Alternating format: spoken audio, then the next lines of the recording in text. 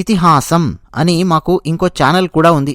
నల్లమల అడవుల రహస్యం. శివరాత్రి సమయంలో ఏ విధంగా మన పూర్వీకులు ఆ అడవుల్లో వెళ్లేవాళ్లు, ఏమేం సమస్యలు కాచుకొని ఉండేవి, ఒక్కొక్క సమస్యను ఎలా ఎదుర్కొనేవాళ్లు, అవన్నీ నేను మీకు విషయాలు వివరిస్తూ వీడియో పెట్టాను ఇతిహాసం ఛానల్లో. దయచేసి ఆ వీడియో చూడండి, నల్లమల రహస్యం వీడియో. ఆ వీడియో తాలూకు లింక్ ఈ వీడియో కింద డిస్క్రిప్షన్లోనూ పిన్ చేసి పెట్టిన మొట్టమొదటి కామెంట్లో ఇస్తూ ఉన్నాను. మర్చిపోకుండా ఆ వీడియో చూడండి, నల్లమల రహస్యం వీడియో ఇతిహాసం ఛానల్లో.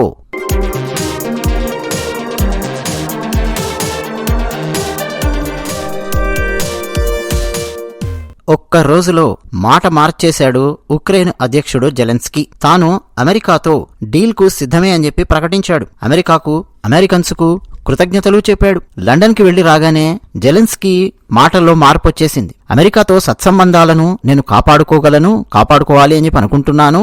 నిర్మాణాత్మకమైన చర్చల కోసం అమెరికా అధ్యక్షుడు ట్రంప్ నన్ను ఆహ్వానిస్తే ఇంకోసారి నేను చర్చలకు వెళ్లడానికి సిద్ధంగా ఉన్నాను.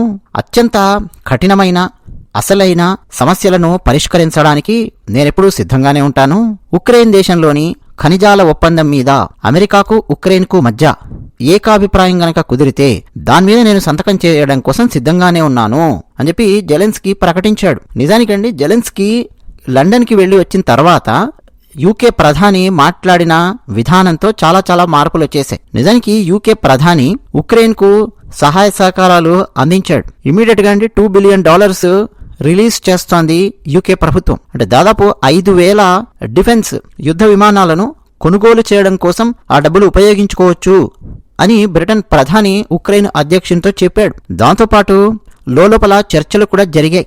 అమెరికాతో జాగ్రత్తగానే ఉండు అన్న విషయము బ్రిటన్ ప్రధాని ఉక్రెయిన్ అధ్యక్షునికి చెప్పినట్టు మనకు స్పష్టంగా అర్థం అవుతోంది. ఎందుకంటే ఆ చర్చ జరిగిన తర్వాత లండన్లో మీడియా ముందుకొచ్చి యూకే ప్రధాని మేమేమీ అమెరికాకు వ్యతిరేకంగా వెళ్లడం లేదు, అమెరికా ఉక్రెయిన్కు సహాయ సహకారాలు అందిస్తుందా లేదా అన్నదానికి నేను వ్యతిరేకంగా వెళ్లడం లేదు, అమెరికా ఉద్దేశ్యాలకు అమెరికా మాకెప్పుడు మంచి మిత్రుడే, ఎన్నో సంవత్సరాల మిత్రత్వం అమెరికాకు యూకేకు మధ్య ఉంది, అసలు ఇంత ఫ్రెండ్షిప్ మరే 2 దేశాల మధ్య కూడా లేదు, ఈ ఫ్రెండ్షిప్ ఇలాగే కొనసాగుతుంది అని చెప్పి యూకే ప్రధాని మీడియా ముందు చెప్పాడు. కానీ లోపల మాత్రం ఉక్రెయిన్ అధ్యక్షునికి చెప్పుంటాడు, అమెరికా గనక వెనక్కి వెళ్లిపోయిందంటే యూకే, యూరోపియన్ యూనియన్ ఎవరు ఎన్ని సహాయ సహకారాలు అందించినా గానీ నువ్వు ఎక్కువ కాలం తట్టుకొని నిలబడలేవు అన్నది లోపల చెప్పి ఉంటాడనేది మనకు అర్థం అవుతుంది. సో ఉక్రెయిన్ అధ్యక్షుడు జెలెన్స్కీ ఇక్కడ జోకర్ అయిపోయినటువంటి పరిస్థితి. అయితే మీలో కొంతమందికి అండి, అదేంటి అమెరికా ఉక్రెయిన్ లోపల ఉండే ఖనిజాలను తవ్వుకొని వెళ్ళిపోతుందా, ఎవరైనా సరే తమ దేశంలో ఖనిజాలు తవ్వుకోండి అని చెప్పి మరో దేశానికి అప్పగిస్తారా, అమెరికా ఒత్తిడి చేస్తోందా జెలెన్స్కీ మీద, అమెరికా గట్టిగా పట్టుబట్టి ఉక్రెయిన్లోని ఖనిజాలను, అపూర్వమైన ఖనిజాలను తవ్వుకోవాలి అని చెప్పి ప్లాన్ చేస్తోందా, ఇట్లా రకరకాలుగా మీలో ఎవరైనా ఆలోచించారు అంటే అండి పరిపూర్ణమైన అవగాహనతో ఆలోచించడం లేదు అని చెప్పి అర్థం. మొహమాటం లేకుండా చెప్తున్నాను. ఎందుకంటే ఫస్ట్ అమెరికా అడగలేదు ఉక్రెయిన్ని, నీ దేశంలో ఉండే ఖనిజాలు మేము తవ్వుకుంటాము, మాకు అవకాశం ఇవ్వు అని చెప్పి అసలు అమెరికా అడగనే లేదండి. ఫస్ట్ మొట్టమొదటి పావు చదరంగంలో మూవ్ చేసింది ఎవరంటే ఉక్రెయిన్ అధ్యక్షుడు జెలెన్స్కీ. ఆయననే డైరెక్ట్ గా అమెరికాతో బేరం పెట్టాడు. నెగోషియేట్ చేశాడు.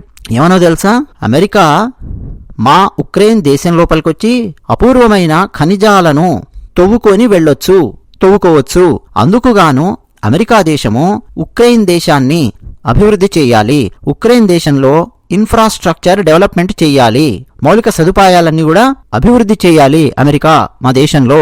మరోపక్క రష్యా దాడుల వల్ల చాలా భవనాలు, ఇన్ఫ్రాస్ట్రక్చరు, వంతెనలు, డ్యామ్స్ ఇవన్నీ చాలా కూలిపోయాయి. వాటన్నింటినీ పునర్నిర్మించడానికి అమెరికా పూర్తిగా సహాయ సహకారాలు అందించాలి.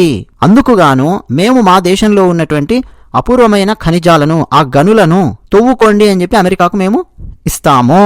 ఇది ముందుగా జెలెన్స్కీ పెట్టినటువంటి ప్రతిపాదన, అమెరికా పెట్టలేదు అసలు ఈ ప్రతిపాదన. సో జెలెన్స్కీ ఈ ప్రతిపాదన పెట్టినప్పుడు అమెరికా ఆలోచించి ఎస్ అని చెప్పి చెప్పింది. ఓకే, డెఫినెట్ గా మనం కూర్చొని రాసుకుందాము, యుద్ధాన్ని ముగించండి, రష్యాతో ఓ శాంతి ఒప్పందం చేసుకోండి, రష్యాతో మనం కూడా ఈ డీల్ మనం రాసుకుందాము, మా అమెరికన్స్ మీ దేశం లోపలికి వచ్చి ఇన్ఫ్రాస్ట్రక్చర్ డెవలప్ చేయడంలో మా అమెరికన్ కంపెనీస్ పూర్తి సహాయ సహకారాలు మీకు అందిస్తాయి, దేశాన్ని పునర్నిర్మించడానికి పూర్తి సహకారం మేము అందిస్తాం, మా డబ్బులు పెడతాం, మ్యాన్ పవర్ పెడతాం, ఫుల్ డెవలప్ చేస్తాం. మళ్ళీ ఒకప్పుడు ఎలాగైతే పేక మేళలాగా కూలిపోయినటువంటి భవనాలు, వంతెనలు ఇవన్నీ ఎలాగైతే ఉన్నాయో, రోడ్లు, వాటన్నింటినీ మేము తిరిగి నిర్మిస్తాం మా డబ్బుతో. సో నువ్వు అన్నట్టు నీ దగ్గరుండే ఖనిజాలను, ఆ గనులను మాకు అప్పగించు, మేము వాటిని తవ్వుకుంటాము అని చెప్పి అమెరికా అడిగింది. అమెరికా అడగడం అంటే ఉక్రెయిన్ చెప్పిన దాన్నే ఎస్ అని చెప్పి అంది అమెరికా. ఈ పాయింట్ చాలా మంది మిస్ అవుతున్నారండి. ఈ పాయింట్ మిస్ అయిపోయి ఇదేదో జెలెన్స్కీ తన దేశ స్వాతంత్రం కోసం పోరాటం చేస్తున్న పోరాట యోధుల్లాగా అల్లూరి సీతారామరాజు లెవెల్లో ప్రొజెక్ట్ చేసే ప్రయత్నం చేస్తున్నారు జెలెన్స్కీని. కాదు. అయితే ఇక్కడ మరో ప్రశ్న మనం వేసుకోవాలి. ఏమండి, ఇలా అడగడం కరెక్టేనా? జెలెన్స్కీ తన దేశంలో ఉండే ఖనిజాలను తవ్వుకొని వెళ్ళు అని చెప్పి అడగడం కరెక్టేనా? దానికి రిటర్న్ గా ఇట్లా ఇన్ఫ్రాస్ట్రక్చర్ డెవలప్ చేయని చెప్పి అడగడం అసలు కరెక్టేనా? తనకు చేత కాదా? తన దేశంలో ఉండే ఖనిజాలను వాటన్నింటినీ తవ్వి తానే దాన్ని అమ్మి దాంతో తానే వివిధ వస్తువులు తయారు చేయించి మార్కెట్ చేసి అట్లా తన దేశాన్ని అభివృద్ధి చేసుకోవచ్చు కదా అన్న ప్రశ్న ఉత్పన్నమవుతుంది. అంత సులభమైన విషయం కాదండి. దానికి చాలా నాలెడ్జ్ కావాలి. కేవలం మ్యాన్ పవర్ ఒకటే కాదు, దానికి చాలా టెక్నికల్ నాలెడ్జ్ అవసరం ఉంటుంది. అంత టెక్నికల్ నాలెడ్జ్ వాళ్ళ దగ్గర ఉండాల్సినటువంటి అవసరం ఉంటుంది. అమెరికా ఆ విషయంలో చాలా ప్రోగ్రెస్ ను సాధించింది, చాలా ముందుకు వెళ్ళిపోయింది. కొన్ని ఖనిజాలను ఏ విధంగా ఉపయోగించుకోవాలి వివిధ వస్తువులలో అన్నటువంటి దాంట్లో. సో ఆ నాలెడ్జ్ మొత్తం అమెరికా వాళ్ళు ఎందుకు వేరే దేశానికి ట్రాన్స్ఫర్ చేయాలి అని చెప్పి అనుకుంటారు? ఎవరు అనుకోరు. అంత సులభం కాదు. ఫర్ ఎగ్జాంపుల్, ఇటువంటి డీల్ ఎప్పుడన్నా ప్రపంచంలో జరిగిందా అంటే చాలా జరిగాయి ప్రపంచంలో ఇలాంటి డీల్స్. అది తప్పేమీ కాదు. ఒక చిన్న ఉదాహరణ మీకు ఇస్తే అర్థం అవుతుంది. అమెరికాకు సౌదీ అరేబియాకు మధ్య ఉన్నటువంటి లీజ్ ఒప్పందం. సౌదీ అరేబియాలో ఒకప్పటి పరిస్థితి ఏంటి అంటే, రెండో ప్రపంచ యుద్ధము ముగిసే నాటికి ఎవరైనా వెళ్ళి సౌదీ అరేబియాలో నిలబడి చూస్తే ఎడారి తప్ప ఇంకేమీ కనిపించని పరిస్థితి. అక్కడక్కడ నీటి చెలమెలు ఉండేవి. వాటి చుట్టూ కొన్ని గుడారాలు వేసుకుని ఈవెన్ సౌదీ అరేబియాకు చెందిన రాజు, యువరాజులు, వాళ్ళ రాణులు, వాళ్ళందరూ కూడా గుడారాలలో ఉండే పరిస్థితి ఉండేది. మీరు పాత ఎప్పుడైనా సరే దుబాయ్ వీడియోలు కూడా చూడండి.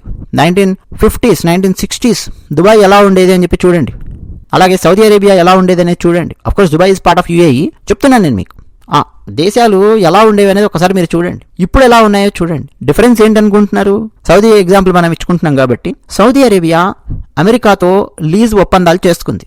ఏమని? మా దగ్గర ఆయిల్ ఉంది, ఆ విషయం నీకు తెలుసు. ఆ ఆయిల్ ఎలా తవ్వి తీయాలి, ఏమేం చేయాలనేది మాకు తెలియదు. ఆ ఆయిల్ని ఎట్లా మార్కెటింగ్ చేయాలో తెలియదు, ఆయిల్ ఎట్లా శుద్ధి చేయాలో తెలియదు. సో నువ్వు మా దగ్గర ఉన్న ఆయిల్ తీసుకో. ఈవెన్ అమెరికా కూడా రెడీగా ఉంది, నువ్వు మా దగ్గర ఉన్నటువంటి ఆయిల్ తీసుకో, ఇంతవరకు ఇస్తాం, మొత్తం ఇవ్వం, ఇగో ఈ భాగాలలో ఉండే ఆయిల్ నువ్వు తీసుకోవచ్చు, దానికి కావాల్సిన ఎక్విప్మెంట్ తెచ్చుకో, కర్మాగారాలు నిర్మించుకో, తీసుకో. రిటర్న్ గా నువ్వు మాకు సైనిక సహకారాన్ని అందించాలి. ఎందుకంటే మా దేశాన్ని మేము ప్రొటెక్ట్ చేసుకోవడానికి కావాల్సినంత సైనిక సహకారం మా దగ్గర లేదు. ఇప్పుడు రెండో ప్రపంచ యుద్ధంలో పరిస్థితులు చూస్తే ఏ క్షణమైనా ఎవరు ఏ దేశం మీద అయినా సరే దాడులు చేసే పరిస్థితి ఉంది. ఈ రెండో ప్రపంచ యుద్ధం ముగిసిపోయిన తర్వాత కూడా భయాలనేవి వెంటాడే కదండి ఆ టైంలో. సో మాకు సైనిక సహకారాన్ని నువ్వు అందించు, ఆర్థిక భాగస్వామిగా ఉండు, మాకు భద్రతా ఒప్పందాలు మనం చేసుకుందాం, ఇందులో భాగంగా మా దేశంలో ఇన్ఫ్రాస్ట్రక్చర్ ను డెవలప్ చేయి. ఇట్లా సౌదీ అరేబియా ఒప్పందాలు కుదుర్చుకుంది. సో ఆ ఒప్పందంలో ఒకటి తెహరాన్ ఎయిర్ ఫీల్డ్ ఒప్పందం అని చెప్పి పిలుస్తారు. తెహరాన్ ఎయిర్ ఫీల్డ్ ఒప్పందం 1945. వరల్డ్ వార్ II ఆ టైంలో అమెరికా సౌదీలోని తెహరాన్ ప్రాంతంలో విమానాశ్రయాన్ని నిర్మించాలి అని చెప్పి కోరింది. సో 1945లో ఒప్పందం కుదుర్చుకుని అమెరికా ఈ విమానాశ్రయాన్ని నిర్మించి తాత్కాలికంగా నిర్వహించింది. యుద్ధం తర్వాత విమానాశ్రయము సౌదీ అధికారంలోకి రావాల్సి ఉన్నప్పటికీ ఒక కోల్డ్ వార్ టైములో, అంటే ప్రచ్ఛన్న యుద్ధం, అమెరికాకు రష్యాకు మధ్య జరుగుతున్న యుద్ధం, ఆ టైంలో అమెరికా ఇంకా మేము కొన్ని సంవత్సరాల పాటు ఆ విమానాశ్రయాన్ని ఉపయోగించుకుంటాము, లీజు పొడిగించుకుందాము అని చెప్పి రిక్వెస్ట్ చేసి నెగోషియేట్ చేసి ఆ లీజు పొడిగించుకున్నారు వాళ్ళ ఎయిర్ బేస్ గా దాన్ని ఉపయోగించుకోవడానికి. ఓకే. అలాగే 1951లో సౌదీ అరేబియా పరస్పర రక్షణ సహాయ ఒప్పందం ఒకటి చేసుకుంది. జూన్ 18 ఒప్పందం అంటారు, 1951. అందులో ఏంటంటే యుఎస్ఏ సౌదీ అరేబియా రక్షణను బలోపేతం చేయడానికి కావాల్సిన మిలిటరీ సహాయాన్ని అందించింది, సైనిక శిక్షణ ఇచ్చింది అమెరికా, ఆయుధాలు సరఫరా చేసింది సౌదీ అరేబియాకి, భద్రతా సహకారం ఇచ్చింది, ఆ బార్డర్ ని సౌదీ అరేబియా మొత్తం సెక్యూర్డ్ చేయడంలో, దానికి కావాల్సిన ఇన్ఫ్రాస్ట్రక్చర్ బిల్డ్ చేయడంలో, టెక్నాలజీని తీసుకురావడంలో ఇవన్నీ హెల్ప్ చేసింది అమెరికా సౌదీకి. ఓకే. ఇక ఆ తర్వాత ఆ లీజ్ ఒప్పందం గురించి కూడా మనం మాట్లాడుకున్నాం. దాదాపు లీజ్ అయిపోవచ్చింది. ఇప్పుడు ఏం చేస్తారు? ఒక సంవత్సరమో 2 ఏళ్ల క్రితం మనం మాట్లాడుకున్నాం దానికి సంబంధించిన వీడియో. మీలో ఎంతమంది గుర్తుందో లేదో నాకు తెలియదు. ఈవెన్ ఒక 2-3 నెలల క్రితం డిసెంబర్ 2024లో ట్రంప్ వాళ్ళ ఆర్గనైజేషన్ రియాద్లో 2 రియల్ ఎస్టేట్ ప్రాజెక్ట్స్లకు వాటి కోసము లీజ్ ఇచ్చిందనమాట. లండన్ కు చెందిన డార్ గ్లోబల్ అనే లగ్జరీ రియల్ ఎస్టేట్ కంపెనీతో ఒక ఒప్పందం కుదిరింది. ఇది ఏంటంటే సౌదీ అమెరికా మధ్య ఉన్న ఆర్థిక సంబంధాల యొక్క పట్టు ఎంత ఉంది, ఆర్థిక సంబంధాల వల్ల ఈ 2 దేశాలు అభివృద్ధి పదంలో ఎలా నడుస్తున్నాయని చెప్పడానికి ఇది ఒక నిదర్శనం. మెరుగైన భద్రత, వ్యాపార సహకారము, వ్యూహాత్మకమైన ప్రయోజనాల కోసం అమెరికా అలాగే సౌదీ మధ్య ఈ లీజు ఒప్పందాలు కొనసాగుతున్నాయి. కొన్ని ముగిశాయి, కొన్ని కొనసాగుతున్నాయి. అర్థమవుతోంది కదా. అమెరికా ఇట్లా కొన్ని దేశాలు డెవలప్ చేసింది. సో వాళ్ళ దగ్గర ఉన్నటువంటి ఆయిల్ తీసుకోవడము, ఎందుకంటే అమెరికా వాళ్ళకేం కావాలో అది అడుగుతుంది, నెగోషియేట్ చేస్తుంది. ఇదిగో నీకు ఇట్లా డెవలప్మెంట్ చేస్తాం, వాళ్ళు ఒప్పుకుంటున్నారు. ఆయా దేశాలు వాళ్ళు హ్యాపీగా. సో అట్లా ముందుకెళ్తుంది అమెరికా. నిజానికండి UK, France, Spain, Belgium, Portuguese ఇవేవి కూడా ఒక 100 సంవత్సరాల క్రితం, 200 సంవత్సరాల క్రితం, 300 సంవత్సరాల క్రితం ఇలాంటి పనులు చేయలేదు. ఇప్పటివరకు నేను చెప్పిన దేశాలన్నీ ఏం చేసేది తెలుసా? తమ సైనిక పవర్ ఉపయోగించుకొని ఆయా దేశాల మీద పడి అడ్డంగా దాడులు చేసి వాళ్ళని దోచుకొని ఆయా దేశాలలో ఆ ప్రాంతాలను తాము కబ్జా చేసేసి భూబకాసుర దేశాలన్నమాట పట్టేసుకొని అక్కడ మత మార్పిళ్లు చేస్తూ అక్కడున్న సంపద మొత్తం, ఖనిజ సంపద వీటన్నింటిని తరలించుకొని వెళ్ళిపోవడము ఇదే అనమాట. అంటే ఒక జెంటిల్మెన్ అగ్రిమెంట్ కానీ ఒక డీల్ కానీ ఏం లేదు. వాస్కోడి గామా వీళ్ళందరూ ఎలా వచ్చారనుకుంటున్నారు? వాళ్ళ దేశంలో మాంసాన్ని ఎక్కువ కాలం నిల్వ ఉంచడానికి కావాల్సిన ఉప్పు అంటే సరే వాళ్ళ పక్కన సముద్రం ఉంది కాబట్టి ఉంది, కానీ మిరియాలు కావాలి, మిరియాల పొడి కావాలి. మిరియాలు విస్తృతంగా మన భారతదేశంలో పండుతూ ఉన్నాయి. లవంగాలు కావాలి, యాలకులు కావాలి, దాల్చిన చెక్క కావాలి. వాళ్ళు మాంసాన్ని లేదు వివిధ ఆహారాలను అద్భుతంగా తయారు చేసుకోవాలి అంటే ఈ దినుసులు కావాలి. వాటన్నిటి కోసం భారతదేశం మీద వచ్చి పడ్డారు. ఇక భారతదేశంలో ఉన్న చాలా రా మెటీరియల్ని తీసుకెళ్లిపోయారు, కబ్జా చేశారు, అవమానించారు, అణిచివేశారు, హ్యూమన్ రైట్స్ని అణిచివేశారు. ఇది జరిగింది. కానీ అమెరికా ఎట్లా డీల్ చేస్తోందంటే జెంటిల్మెన్ అగ్రిమెంట్ చేసుకుంటూ వస్తుందన్నమాట. అమెరికా గిబ్జాలు ఏం చేయట్లా. సో సౌదీ ఎగ్జాంపుల్ ఒకటి. అలాగే సేమ్ ఉక్రెయిన్తో కూడా అమెరికా మాట్లాడడం అనమాట. నేను మొదట చెప్పినట్టు ఉక్రెయినే డైరెక్ట్గా అమెరికాని అడిగింది, మా దేశం దాదాపు నాశనం అయిపోయిన పరిస్థితి ఉంది కాబట్టి అయ్యా మా దగ్గర ఇన్ఫ్రాస్ట్రక్చర్ డెవలప్ చేయండి నాయన, అందుకు కానీ మా దగ్గర ఉన్నటువంటి ఖనిజాల యొక్క గనులను మేము లీజుకి ఇస్తాము, వాటిని మేము మీకు ఇచ్చేస్తాము అని చెప్పి ఉక్రెయిన్ అడిగింది. అమెరికా ఎస్ అని చెప్పి అంది. అందులో తప్పేముందండి? తప్పేముంది చెప్పండి? ఏ తప్పు లేదు అందులో. ఇప్పుడు ఉక్రెయినే గనక మొదలుపెట్టి వాళ్ళ గనుల్ని వాళ్ళు తవ్వి తీసి దాన్ని అర్థం చేసుకొని దాంతో ఏ ప్రోడక్ట్స్ తయారు చేయాలి, ఏమేం చేయాలి, అంతర్జాతీయ మార్కెట్ ఎక్కడ పట్టుకోవాలి, ఇవన్నీ చేసేంత సిచ్యువేషన్లో అసలు ఉక్రెయిన్ లేనే లేదు. బేసిక్ ఇన్ఫ్రాస్ట్రక్చరే చాలా చోట్ల దెబ్బతిన్నటువంటి పరిస్థితి ఉక్రెయిన్ లోపల.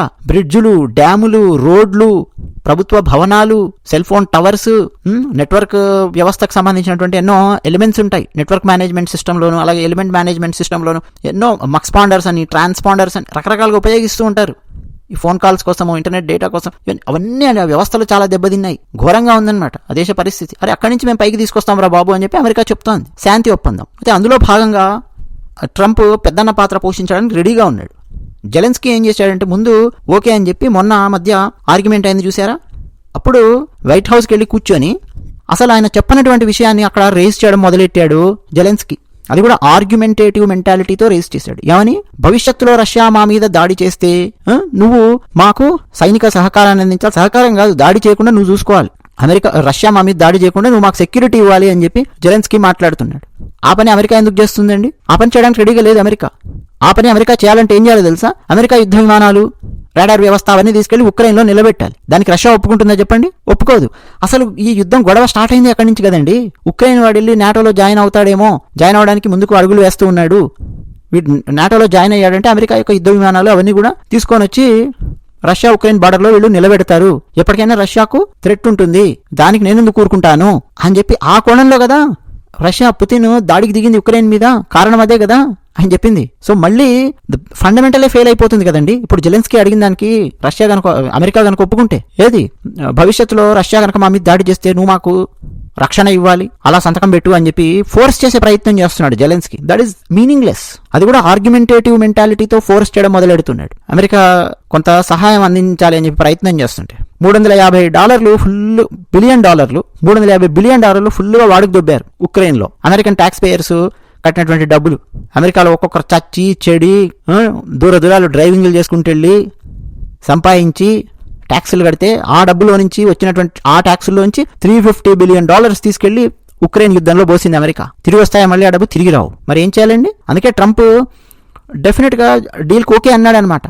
ఖనిజాలు అవన్నీ తవ్వుకునే అవకాశం అమెరికా లాభపడుతుంది, దానికి తగ్గట్టుగా మేమేమి నిన్ను వదిలేయట్లేదు, నీ దేశంలో ఇన్ఫ్రాస్ట్రక్చర్ డెవలప్ చేస్తా, ఇది చెప్తున్నాడు. దానికి నో అని చెప్పి మాట్లాడి జెలెన్స్కీ ఇప్పుడు లండన్కి వెళ్ళి రాగానే మళ్ళీ మాట మార్చి మేము రెడీగా ఉన్నాము, నేను రెడీగా ఉన్నాను, మళ్ళీ ట్రంప్ పిలిస్తే మళ్ళీ వెళ్ళి మాట్లాడతాను అంటున్నాడు. ఇవే అండి చిన్నపిల్లల సెకలు అంటారు. ఆ డీల్ చేసే విధానం, నెగోషియేషన్ స్కిల్స్ అనేవి లోపించాయి. ఇప్పుడు చెప్పండి అయ్యా, ఇంకా ఎవరైనా సరే జెలెన్స్కీని సమర్థించే వాళ్ళు ఉన్నారా? ధన్యవాదాలు.